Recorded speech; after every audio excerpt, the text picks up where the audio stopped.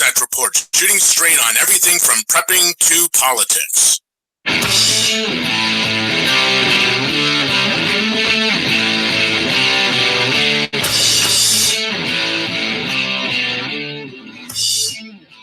Good morning, everybody, and welcome to the Wasatch Report. I'm Suzanne Sherman. I will be your host here for the next hour. Joining me in our virtual studio is Jeff Johnson, producer and co-host here at the Cerberus Radio Network, where we defend liberty and freedom from the flames of tyranny. Good Lord, it is July 1st. Where is the year going? I'm glad we're finally getting some warm weather out here. I just went on a little vacation, so I want to thank Justin Spears and Jeff for keeping a show going for us on Friday. I listened to part of it while we were getting ready to head out of town, so I want to thank you guys. You did a great job. Justin Spears was finishing up some commentary on some articles he had published by FEE and the 10th Amendment Center talking about the education system. He's going to be joining me again to finish continue on this subject, and we're going to get into unschooling, something a lot of people aren't familiar with, but it's a great topic, and I look forward to delving into that with him. I want to remind you, you can follow us on Facebook, facebook.com/Cerberus Radio Network. We have a fan page, CRN. I want to encourage people to join that fan page because as we're getting issues with YouTube, we'll delve into that momentarily. We may not be able to continue on with YouTube much longer with Google Hangouts in the format that we're going now. And we do have a live chat right now going on in YouTube, but if we're unable to continue that, what we're thinking about doing is just opening up a discussion on our fan page when we have the show going, and we can continue it on and follow it as we are live there. You can also send me messages privately in Facebook. A lot of people like to do that live, and I can address those comments as well. If you can't listen live, you can download all of our shows on SoundCloud for free. We would request that you follow us there. You'll get notifications when our shows are up. I have to admit, we're not always very consistent about when we can come on the air. Jeff has a life to lead. He's got a job he has to get to, and we have families and things we've got to take care of. So if you can't hear us live, you can always check us out on SoundCloud. I think Jeff also keeps a Cerberus Radio Network account active on Twitter as well. They wanted my phone number before I could log back on, so I declined. I am officially away from Twitter, and I really don't miss it at all. Jeff, how are you today? I'm doing really well. I have it. This is the first full. I mean, I'm not off today. I still have to work today, but it's the first day I didn't have to be there for another shift. I'm just so glad I'm not at work today. And while I'm sitting here, I'm trying to post a message board on our fan page. If you're not following us on our fan page, start following us there. And you'll be able to post your comments and questions there. Suzanne will be able to see it. It'll be on our fan page in just a moment, as soon as I get done yapping and turn it back over to Suzanne. Well, I went to a national park, pardon my French, this weekend, and it was a very understated one. As you know, I like to travel around and see nature, and we'll hit national parks, state parks, wilderness in general.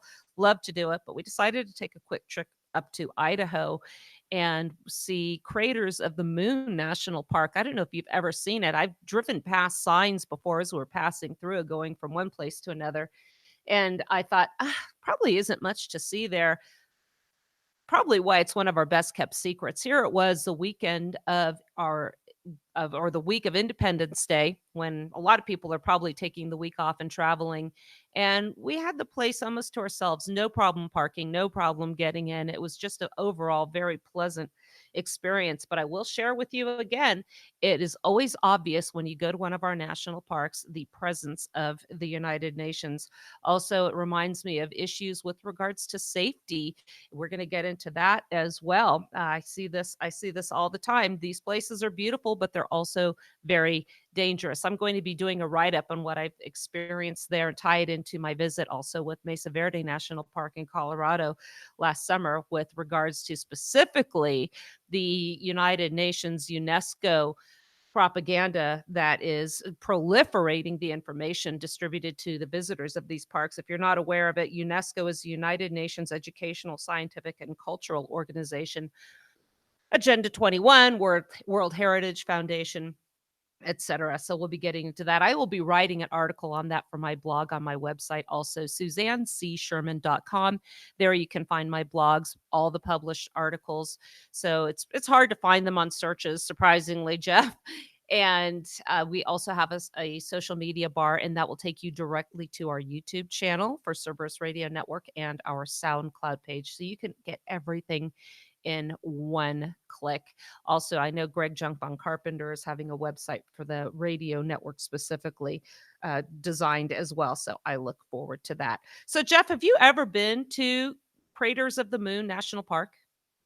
No, I have not. I would love to, but I just have not made it out there yet. It is an absolutely remarkable place.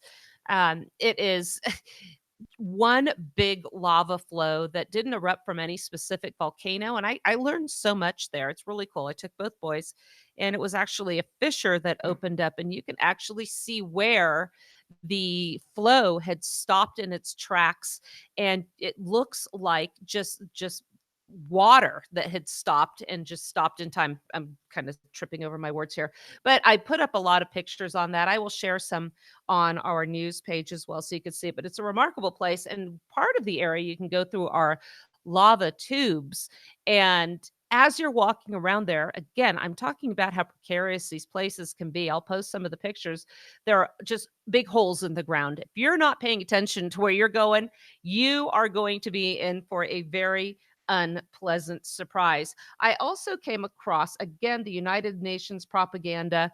And one of the quotes I came across was that it wasn't the reason, or animals and plants aren't the reason we need conservation, but human beings are. And this was a quote there on a national park plaque of a member of the United Nations. And it might seem, yes, it's true. Human beings are the reason we need conservation. But what I'm finding here is very much a message that the sovereignty, particularly of America over its national parks, again, I've always questioned the constitutional authority of national parks. There really isn't one.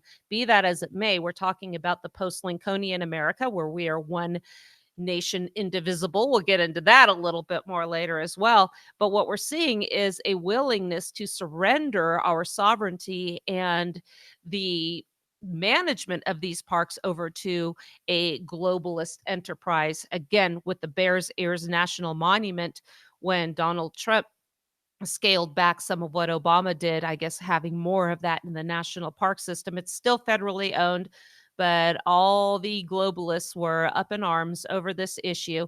And I had a conversation with a woman actually in Park City, and she revealed their true intention because I asked her, "What is this whole thing about with Bears Ears?" I pretended I had no clue. And she just said, and this is what they always do, they'll cloak their agenda in something that will make you feel absolutely ridiculous for questioning their position if you choose to do so. Oh, we want everybody to have access to these parks. We want them to be there for everybody. We want international travel to come and see these places. And that, and what Trump did is going to hurt that. And I said, wow, I'm really surprised. I had no idea that state parks discriminated against international visitors. I had no idea. Oh, no, no, no. She said, they're not doing that at all, but this belongs to everybody. This belongs to UNESCO. She came out and said it. We know there's no discrimination. We know anybody from around the world is free to come and go to these places as they wish, but we still want the UN to take it over. I was touring one of the cliff dwellings in Mesa Verde National Park in Colorado. You think the propaganda is bad in Idaho? Try the Colorado parks. All over the place. UNESCO propaganda. And when we took one of the tours, one of the national park rangers was talking about how what the home had been destroyed. They had dismantled it partially. And she said they did this on their own. There was no World Heritage Foundation from the United Nations to tell them to stop doing that. Can you imagine not having the World Heritage Organization not telling you what to do? And my thought was, yeah, can you imagine not having somebody on the other side of the planet telling me what to do with my home? Jeff, is this crazy? It's very crazy. I was looking for our stuff. I can't find our Agenda 21 and 2030 stuff in my piles of prep.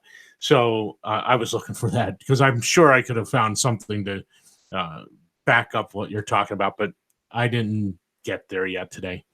Well, So it's crazy that we want to have the world tell us how we're going to live our lives here. exactly, exactly. Again, and with this whole assumption that somehow these parks are going to be protected if they're owned by the federal government and the states or even private entities are incapable of managing them just goes to again perpetuate this myth that only the federal government is capable of managing these scenarios. Our good friend Tom Mullen, who writes a lot over at Fee, had told somebody once, why not privatize these parks? How much pollution and filth do you see at Disneyland? That place is kept pristine. And I thought that was an absolutely phenomenal point that he made there. But again, it just reminded me not only do we have the propaganda there, but these places are absolutely wonderful, but you've got to be prepared. Look around you, be aware of your surroundings. I notice so many places if you've got little kids going there, they could just run right off there. These places aren't cordoned off. You're kind of on you're on your own there. And it reminded me, we just came across a story this weekend about people that are getting killed over selfies. There's an article out of Newsweek that just came out at the end of June. More people die taking selfies than by shark attacks. Now, I think my boys were 5 and 7 when we had taken them to Yellowstone. And there's a place in Yellowstone National Park, again, pardon my French, that I think is called the Grand Canyon of Yellowstone. And they have the treacherous areas. They have little ropes there, so they tell you not to go. And we took pictures on our side of the rope. The next day, a woman had crossed exactly where we had stood over closer to the cliff so they could get a better picture. They had to get her body the next day. Also, just before we had arrived there, a toddler was killed because the parents put it up on a bison because they thought it would make a good picture. Yellowstone is not a petting zoo, ladies and gentlemen. You know what, Jeff? On that same trip, we saw a sow grizzly bear and her two cubs. And do you know how many people actually got out of their vehicles and approached so they could get a picture? I wouldn't even be surprised. I we have black bear here, and black bear are much smaller and are quite a bit more timid than grizzlies. But I would never approach a mama and her cubs, not in a million years. If I see them, I'm going the other way. These animals are so habituated to the presence of humans. We assume, again, that they're not going to react. In fact, on another trip when we were at Grand Canyon, there were two bull elk that were just meandering through the Mather campground. And one man was holding his toddler in his arms, and then he had a stick in one hand and he poked the elk in the hindquarters with the stick. And they said they don't mind as long as you do this on the back. And I told my boys so he could hear, I said, stay away from this man. He's going to get probably one of you killed from his ignorance here. But here's an interesting article because, again, people just assume because you're on federal property, state property, it's a park, you're going to be safe. I could go on with the stories our guide told us from Yellowstone for the rest of the show, but I'm not going to do that right now. But this is what the article says here. Selfies gone wrong account for more fatalities than shark attacks. 259 people died in 137 selfie related accidents between 2011 and 17 compared to just 50 killed by sharks. Those deaths over the 7 years doesn't sound like a lot. They are on the rise. In 2011, there were only 3, but by 2017, the number of selfie related deaths approached 100. Situation even generated its own label Selfiecide. A gal named Gigi Wu was an Instagrammer known as the Bikini Hiker. She died of hypothermia after falling into a ravine while hiking up a mountain in Taiwan. She was known for posing on mountain summits in a swimsuit. Last October, an Indian couple fell to their deaths taking a selfie at Taft Overlook in Yosemite National Park. The couple's Instagram account, holidays and happy ever afters. showed them in the dangerous situations. Israeli teen fell from another Yosemite Peak, Nevada fall. According to the study conducted by researchers, the typical victim of selfiecide is a male in his early 20s. Majority are from India, with smaller percentages from Russia, the United States, and Pakistan. More deaths are caused by drowning, being hit by vehicles, or, as in Wu, falling. Other causes occur posing with loaded weapons, with wild animals, or while driving. Jeff, I've been to these places that they mention here, and it's amazing. People really take their safety for granted. Another incident, we were at Arches National Park, and if you go to the main iconic arch there, it's one of the things people go to see. You have to take about an hour or a 45-minute hike, depending on how fit you are. And a significant portion of that hike is on a rock face, wide open, absolutely no shelter available anywhere there. Well, we saw lightning approaching in the distance, and we were at the top, and we hightailed it down there fast. As that lightning was approaching, coming overhead, people were just starting to make their way up there. There was one couple. They were Asians, and they had a baby in a front carrier and a camera. No shelter, no tarps, no nothing. And I just said, I don't know if you're aware of this, but there's lightning pretty much right overhead, and you have no way to get any shelter, and you're going to be very exposed up there, and you've got a long hike. And he just said to me, "Oh, we take picture, then we come back." Okay. Don't mind me.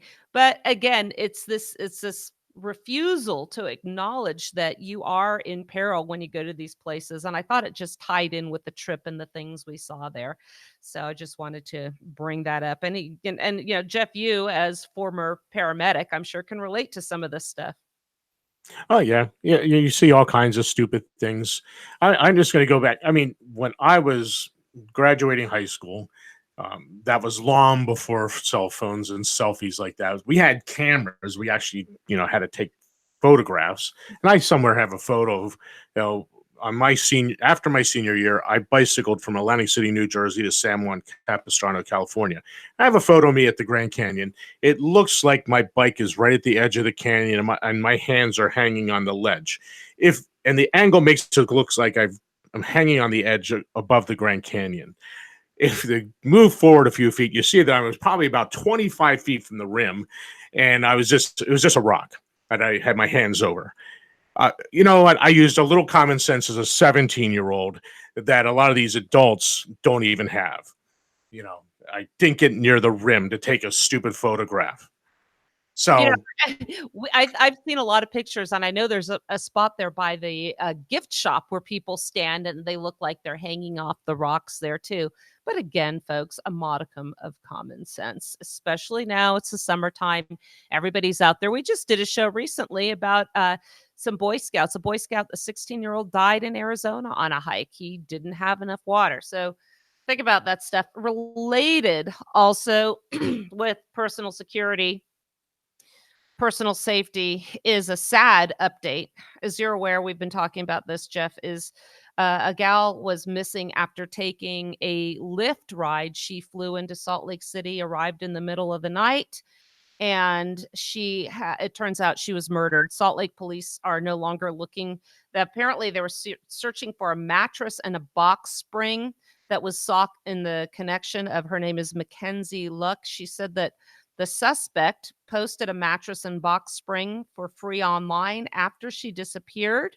They asked whoever picked up the mattress to call police, and the suspect was identified as a suspect previously in a sexual assault case in Utah a couple years ago. Nothing happened because the victim didn't want to press charges. Let me tell you, ladies, if you are a victim of sexual assault, do not decline to press charges. Had this woman done so, perhaps she would have saved the life of another woman.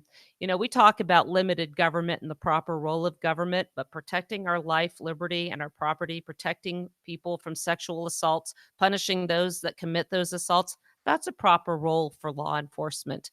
So please don't hesitate to pursue this. to the ultimate. And again, these people shouldn't be out on the streets at all. So the victim, as I said here, declined to press charges. So this is a man from Utah. The interesting thing is here, the way they describe it, they call him a Utah man. Earlier stories came out that he's an African migrant here illegally. You cannot find that information. I looked for it, Jeff. I can't find it online anymore. I tried to find the story that I had. You do a search on, I did multiple queries. I couldn't find it. Maybe I was rushed, but again, that's something that should have popped right up.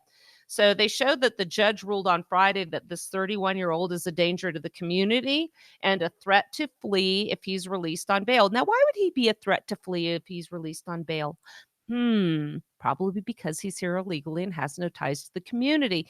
Interestingly, also, a contractor contacted police because this gentleman asked him to put a safe room in his house, a secret room in the house with hooks in the walls. When the contractor, who said he really got the creeps from this, asked why he wanted it, he said, "Well, my Mormon girlfriend doesn't want me drinking, so I want to hide my booze in there. So why do you need hooks in the wall?" So apparently, this man's been charged with aggravated kidnapping, murder, desecration of a body. And what struck me with this story, Jeff, too, is that this gal, she's 21 years old. Her plan landed at 2 o'clock in the morning.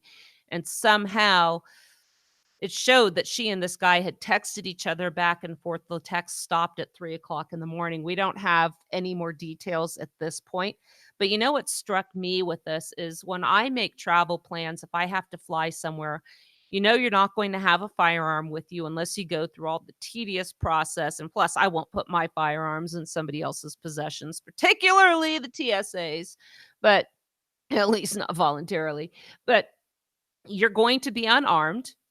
It's late at night, and then you get in a car with a stranger, and why would she be texting him afterwards? Absolutely, absolutely. No, I'm not blaming the victim, but your security is up to you. This is an absolute shame, and this shouldn't have happened. You have any thoughts on that, Jeff? No, at this point, I don't. You covered it pretty well. It really comes down to you have to be responsible for your own safety. If you're thinking that you're going to call the police and they're somehow going to come and help you, you are going to have a really, really bad outcome. Yeah, you really are. And this is the thing, because I can relate to this. I mean, she's a beautiful 23-year-old college student and living in Utah in particular, it's a really safe place here overall. I grew up in a small town in Los Altos, California, and I went down to UCLA, and I had no street smarts, no knowledge of the risks. I was there, and it's amazing to me the times that I walked around at night when I shouldn't have been. And it's just, you have this small town mentality, or you grow up in a safe place. And I paid for it once. I was the victim of an attempted attack. And I've shared that story before. Maybe I'll get into it. I'm not going to do it right now, but it was pure naivete that got me into trouble. And my brains did get me out of it, fortunately. But it's a sad situation for her, but it is a lesson. Think about the circumstances and what you can teach your daughters about avoiding a situation like this. But again, they showed that there's an article on ABC News about this as well, and that he had, again, this is something premeditated because, again, seeking to have a contractor make a room for you on this. Also, the contractor said that there were cameras. A house cleaner said there were cameras all over the bedroom. This guy gave a lot of people the creeps. Am I somebody that advocates constantly running to the police if you see something that you don't like? There are some situations where you probably should. Where do we draw the line? I'm not sure, but again, this whole thing is pretty sad.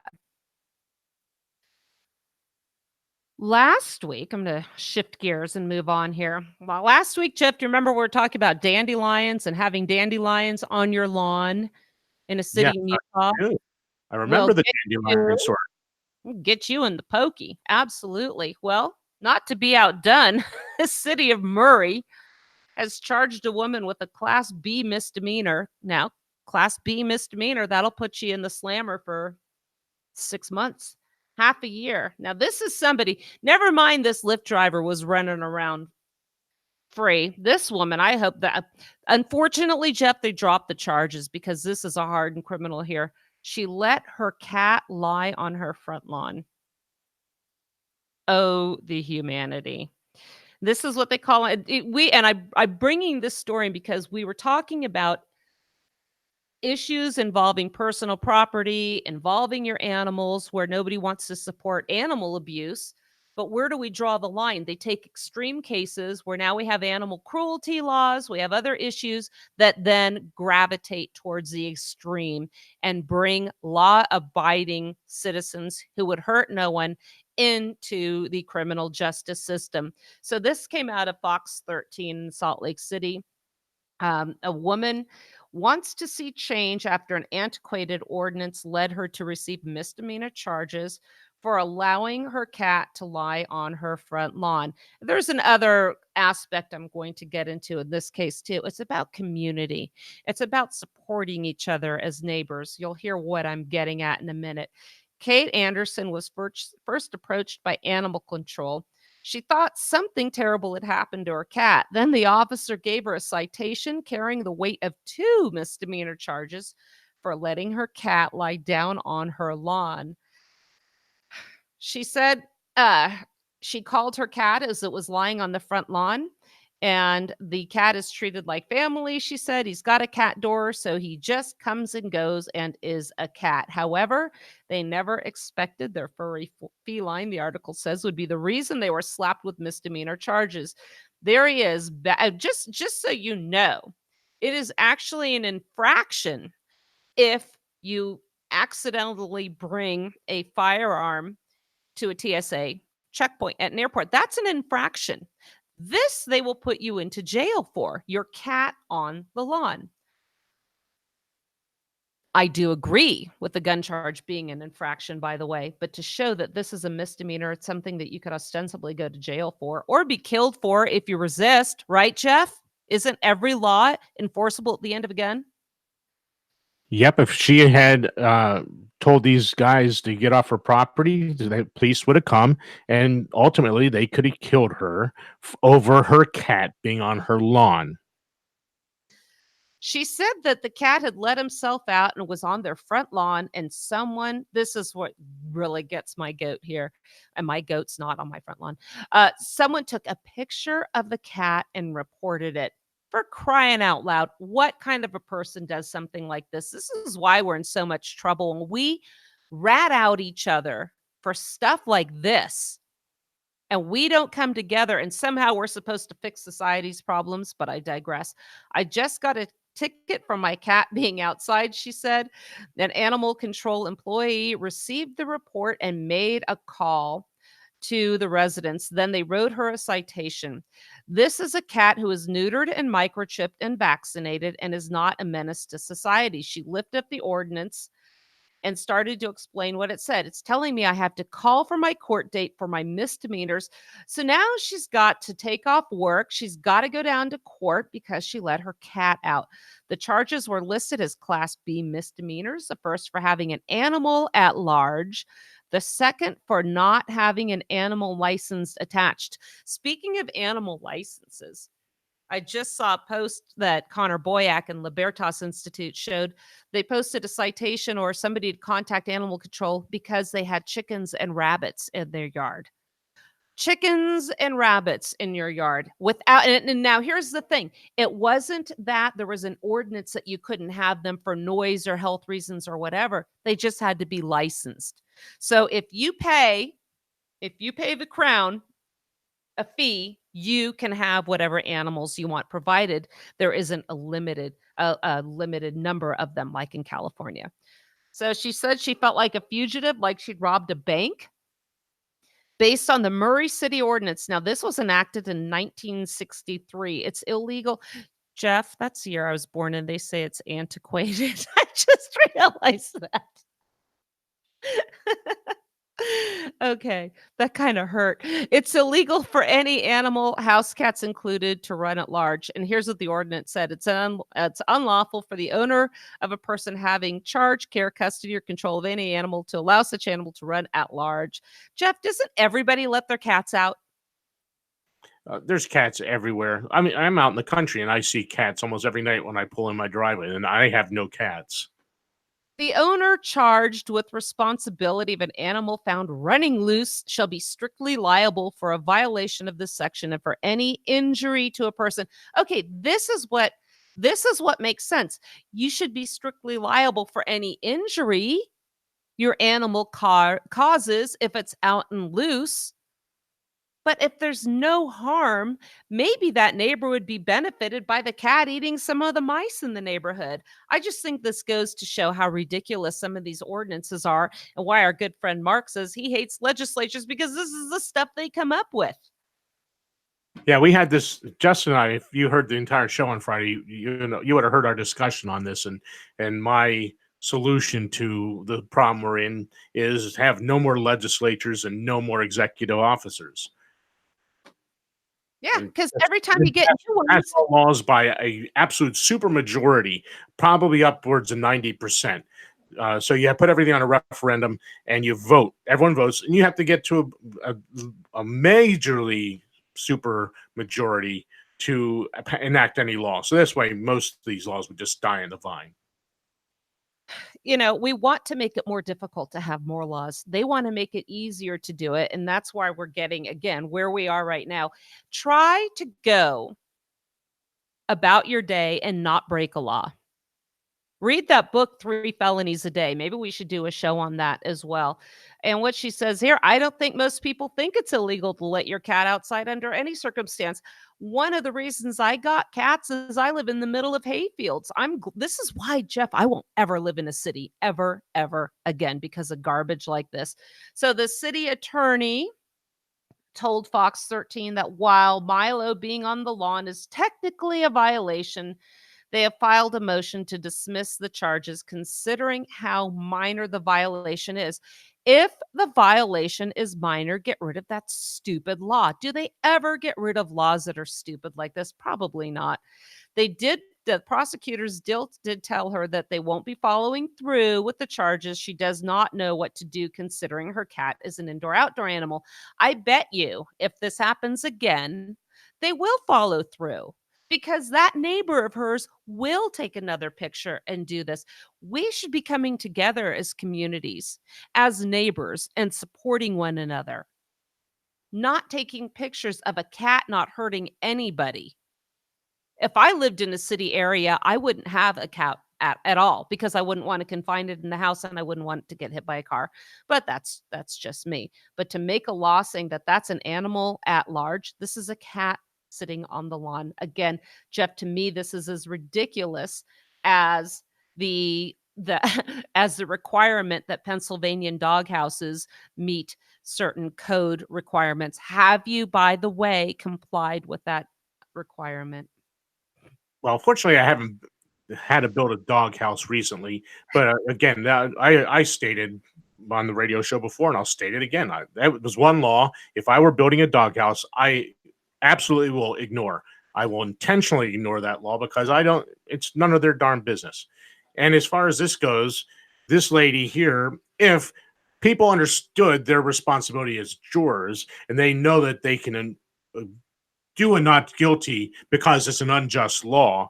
If people understood that, I would demand a jury trial and make them, people would, if they understood their role, would do that. But the problem is today, everyone just sits there and listens to the judge, and you have to go by what they say, and then you're going to get a guilty charge every time. So this is again another one of these laws. I would, if I were them, I would just ignore and just continue to do.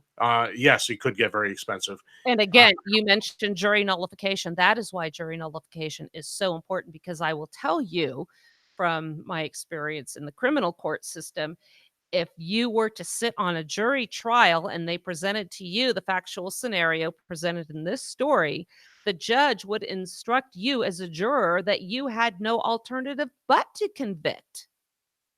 Well, the cat was on the lawn. The law says you can't.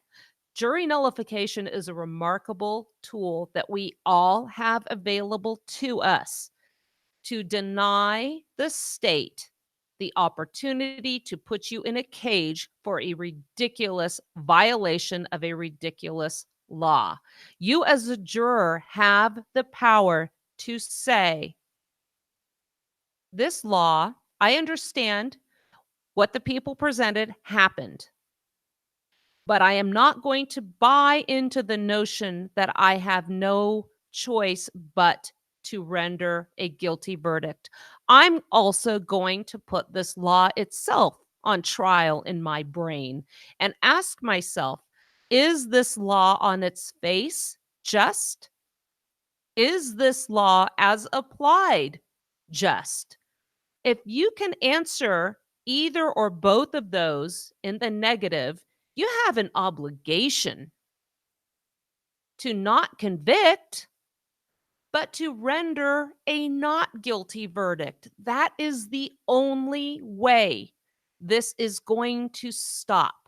If they realize it is not worth their time to go through these trials when an intelligent and educated pool of jurors is going to refuse to convict under these situations, they will stop prosecuting them. We have that power. Just like the states have the power to nullify unconstitutional federal laws, we have that power. Just like secession can happen on multiple levels, so can nullification. When I was on the air with you last week, Jeff, we talked about the intellectual inconsistency and incoherence of conservatism. We shared an article from Mises, and I just want to remind people again, because I came across something today that reminded me of it. Conservatism has been transformed from an anti-egalitarian, aristocratic, anti-status ideological force into a movement of culturally conservative statists, the right wing of the socialists and social democrats. What brought that to my attention was a post by a conservative site. Let me see if I can find it here. You know which one I'm talking about, Jeff. And it talks about banning Islam and all mosques from the United States. America needs to shut down all mosques and ban Islam. I bet you won't repost this. This came from American Conservative Media, a site. And my question presented was, under what authority? Do we really want, are we assuming we want Washington, D.C. to shut down every mosque and to ban a religion? If you think so, please, please, please refrain from ever citing the Constitution in your rhetoric ever again, because you really don't get it. I just find this so frustrating and counterproductive, Jeff. Hey, Suzanne, here we go. Again, we'll play the game. If people failed the Constitution, well, we all know that's not true. But in this case, maybe they are. Congress shall make no law respecting an establishment of religion or prohibiting the free exercise thereof, semicolon. And it goes on to talk about the right to free speech. But that's the pertinent information regarding the banning of mosques. So either you believe that people can exercise their religion as they wish without government interference, or you don't. If you think that you can close mosques and get rid of Muslims because you don't like their religion, then your religion's next, because then it doesn't matter. And even if you want to argue that it's not a religion, it's a political ideology, based on oppression, well, that's your opinion as well. But what I want to remind you is, be careful what power that you want to hand over to Washington, because I tell you what, they're coming for you next. Also, this is something about some consistency. As we know, President Trump crossed over into North Korea, this is going to tie into how we're going to wrap up the show too, because I saw something really interesting yesterday. But Jack Hunter pointed out, and again, this ties into the intellectual incoherence of conservatism, when Barack Obama said he would meet with North Korea without preconditions, conservatives blasted him as libertarians like me, meaning Jack, joined progressives in cheering the president for favoring diplomacy, particularly hard diplomacy over war. I woke up this morning to conservatives cheering Donald Trump for crossing the demilitarized zone to shake hands with North Korea's Kim Jong-un, and liberals blasting the president for coddling a dictator. Trump derangement syndrome is real. So is Obama derangement. Partisanship is a hell of a drug. Isn't that true? I mean, Jack pointed out something that, again, when Obama said he would meet with these leaders without preconditions, Fox News, all their pundits, all the conservatives were just slobbering. They were outraged, and now they're cheering this on. Where is the consistency? This reminds me of Clyde Wilson's quote about the founders never anticipating the mediocrity that the parties, the two-party system and partisanship would foist upon the American people, where we have people that are elected into office that are capable of winning elections, but not filling the positions that they're elected to fill. So I thought that was a great point. And, it's a hard pill to swallow, but this goes back to the intellectual inconsistency of conservatism. And yes, we know about the blatant hypocrisy, I beg your pardon, of the left as well. Yes, Thoughts? ma'am. That Yeah. that is, yeah. Well, I know where you're going with this, so I'm not going to go into what I was going to bring up on that, because it's just you're going into it right now. So we'll talk about that when you get to this next story. Yeah, Connor Boyack actually posted an article, and his comment was, "Yes, please." And I said, I pray that these people are successful in their endeavors. And this is an example of when you focus on personalities and individuals, the people, as opposed to the principles, you get caught up in abandoning your actual principles. Let me say first off, I am no fan of George Soros or Charles Koch. Koch teamed up to end the U.S. forever war policy. That caught my attention. What are they teaming up for? These guys, I've always felt, are bad news. But once again, if you focus on the message what was completely missed, I got a lot of really nasty comments. I'll share some of the good and the bad from my news page. You can see Suzanne Sherman's The Wasatch Report.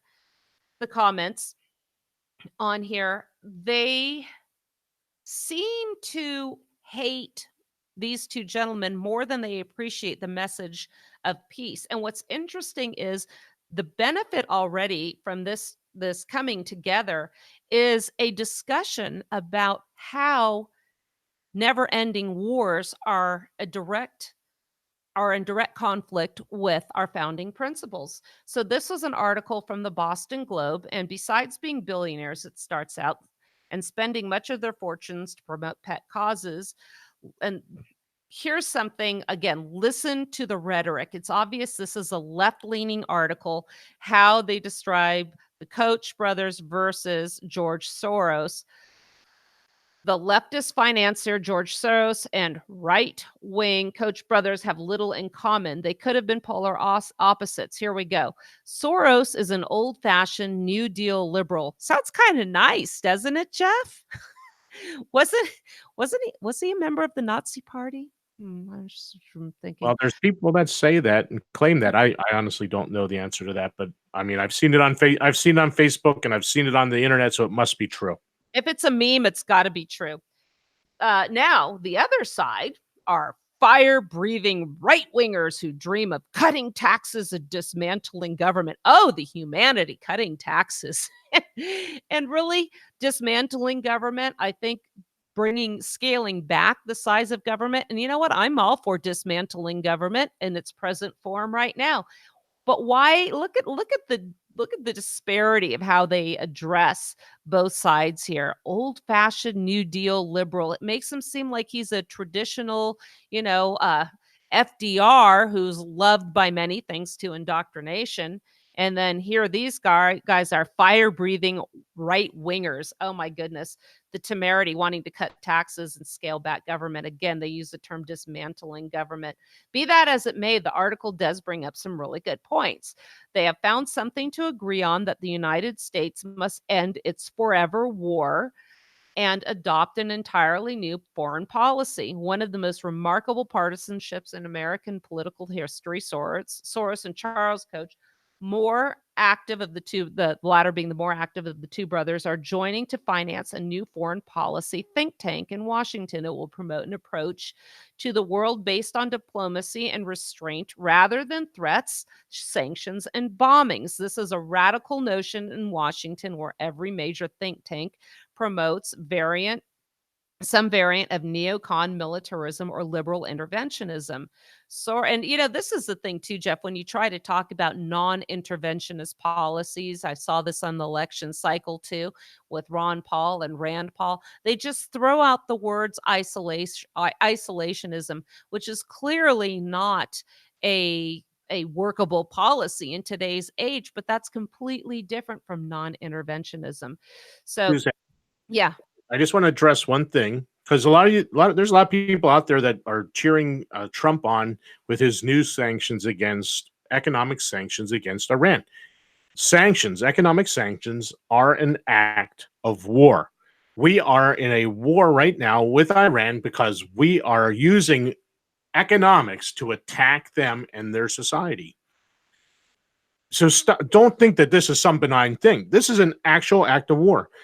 No, bombs aren't being dropped, but we are in a de facto war with another country right now that, okay, we don't like them. We didn't like Libya. So we actually did attack them. And what did we end up with? A real mess. When we intervene in all these places, we create our own problems. We created Iran that we have today when we dealt with did the whole thing with the Shah. It's our fault, our CIA's fault. So our interventionism is the problem, and that's where you're just getting into non-interventionism, and I'll give it back to you. But I wanted to make sure it's perfectly clear that economic war is just as bad as doing it with bombs. Well, this is We're hurting people there. Yeah, and this is what's interesting because much like for instance, Yes California, Cal Exit movement, and the other people seeking peaceful political divorce, this shows how you can be on opposite ends of the political spectrum and work together to come up with something positive. With regards to the organizations I just mentioned, decentralization. We are never going to improve things if we keep trying to fix Washington. It's simply not going to happen. So in this example here, the article says is they come together from both ends of the political spectrum with their money will make this new think tank an off-pitch voice for statesmanship amid a Washington chorus that promotes brinksmanship. I think that's a brilliant sentence. Trita Parsi, a former president of the National Iranian American Council. Oh my gosh, the neocons are going to bristle. She should just move to Iran. I've been saying this for some time. And she's a co-founder of the new think tank, says it shows how important endless war is if they're willing to put aside, or I'm sorry, how important ending endless war is if they're willing to put aside their differences and get together on this project. We're going to challenge the basis of American foreign policy in a way that has not been done in the last quarter of a century. Since peaceful foreign policy was a founding principle, this is what I love about this already. I don't like the guys, I never have, but for once, here in the Boston Globe, they are talking about our foreign policy and comparing it to our founding principles.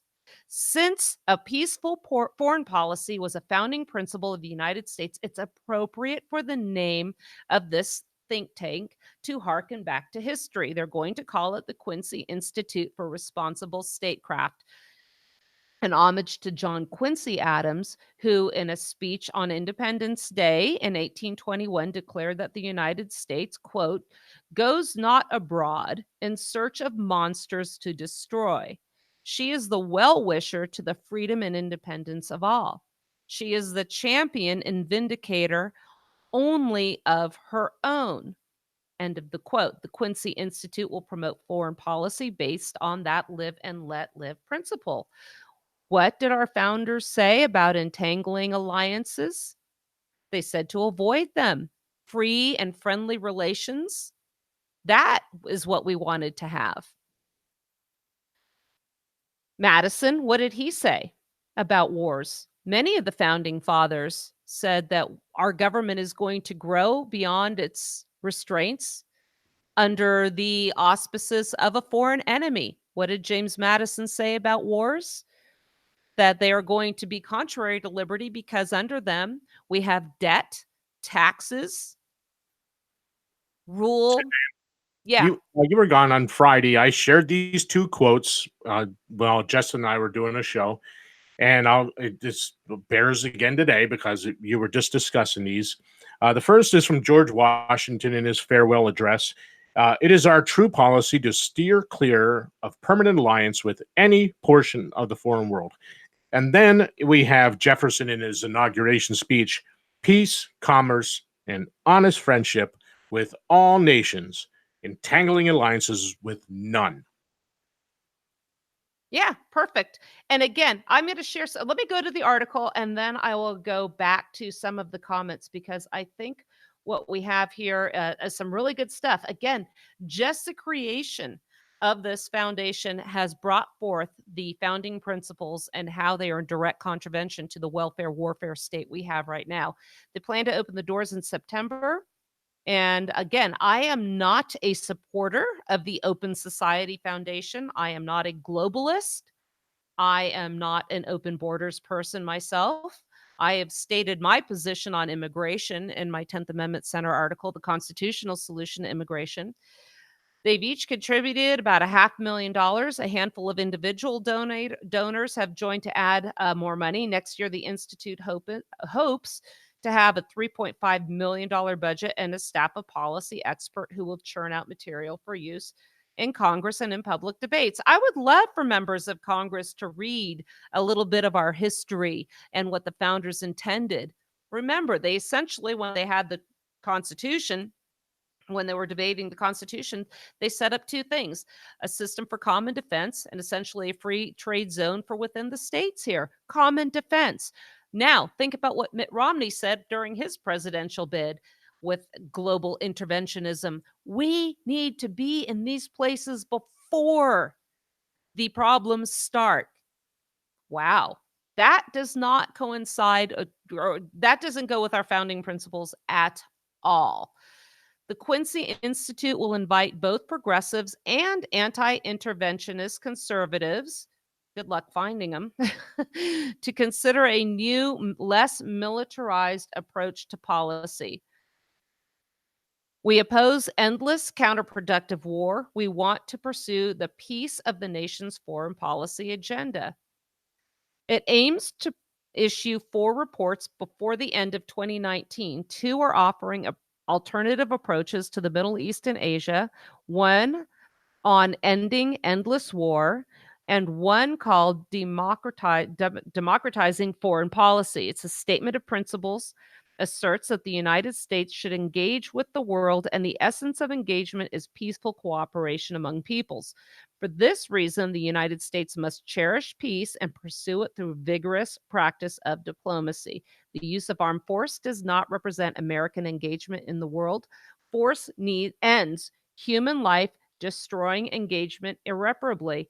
Any resort to force should occur only as a last resort and should remain infrequent. The military exists to defend the people and the territory of the United States, not to act as a global police force. You can read the whole article. I've posted it on my page there, but they also address issues like the war in Yemen. And Jeff, you mentioned more sanctions against Iran. So my good friend Tex points out that the timing is a little bit suspect. So what do we have here? We had Trump just going into North Korea. We had Tulsi Gabbard, an anti-war. So she says, Democrat. Let me remind people too that these are the policies that Trump campaigned on, and it was primarily the reason I voted for him. But this is, again, I don't trust these guys. I hope this doesn't pave the way for massive transfer of wealth from United States to these other countries. When they talk about cooperation, what do they mean? I will take the good from it that I can and say I really appreciate the message getting out there and discussed with regards to our standing armies, with regards to ending war and our founding principles. We just don't hear that. And I'll tell you, I was blocked by people over this.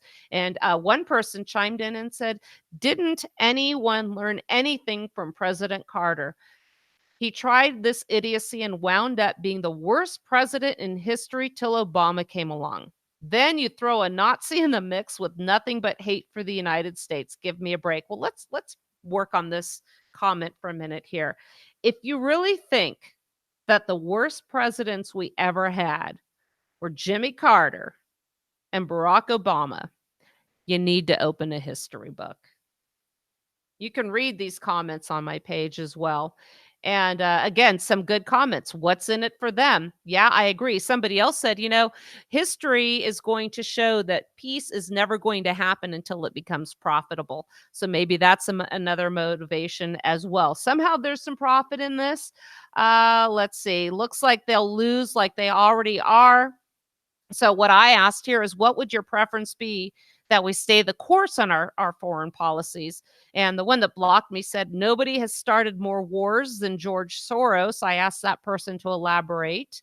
And that one blocked me. One gentleman said the last time Soros and Koch teamed up, it was to battle online extremism in the aftermath of the Charlottesville riot. How's that working out, boys? Since you seem interested in peace, I have a bridge for sale called the Peace Bridge. Call me if you're interested. I am interested in peace. I raised 2 boys. I put my heart and soul into it. What if this policy in Iran were to blow out of proportion and we ended up in some crazy hot war? I've been told the draft will never be reinstituted again. If that's the case, why do we force our children to register when they turn 18? If we know the draft is never coming back, stop it. But I didn't raise 2 boys to go get killed over in Iran. Jeff, you have nephews. Do you think there's anything over there that you would sacrifice them for? Nope.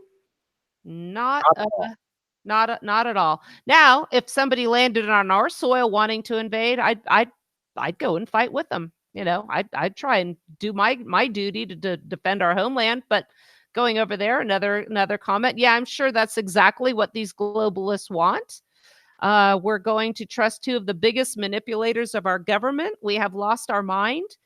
I wouldn't trust. Do you really trust? Look at all the times that we have been lied to and fooled into engaging in these endless wars. And all of a sudden now we have issues with trust. So again, when one person said, Soros needs to be hung, I said, well, I hate war more than I hate either one of these guys. And then again, Soros and his influence is the cause of the war.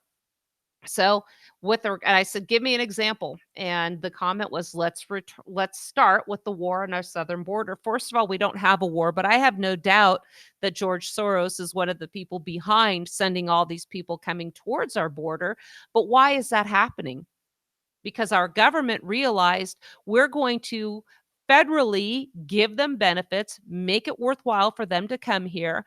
Our Supreme Court has mandated that the public must provide the children of the people coming here, supposedly illegally, with free education at taxpayer expense.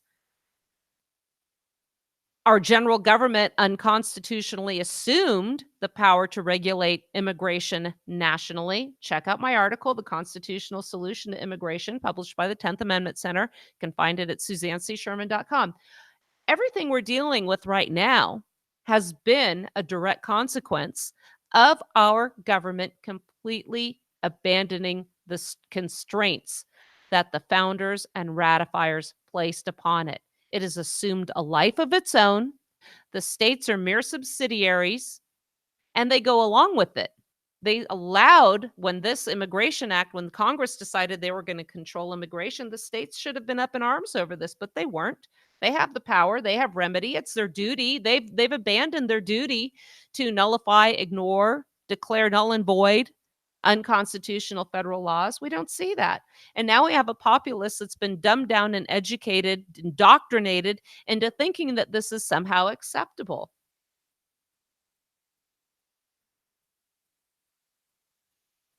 It's sad to see that people are so outraged by people they don't like putting forth an offer for peace and a message for peace. they would prefer that this keep going. We're going to discuss this a little bit more. Junk Bond should be back later on in the week, and hopefully we'll have a show for you tomorrow. We'll find out what Jeff's schedule is later on tonight. I'm Suzanne Sherman. On behalf of the rest of us here at the Cerberus Radio Network, I want to thank you for listening. Have a great day.